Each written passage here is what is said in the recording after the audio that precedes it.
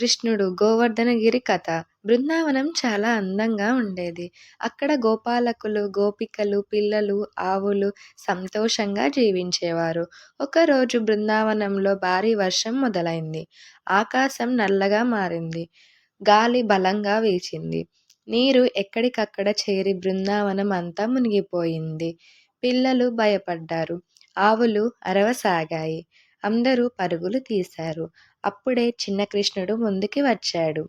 "భయపడకండి" అని మృదువుగా అన్నాడు.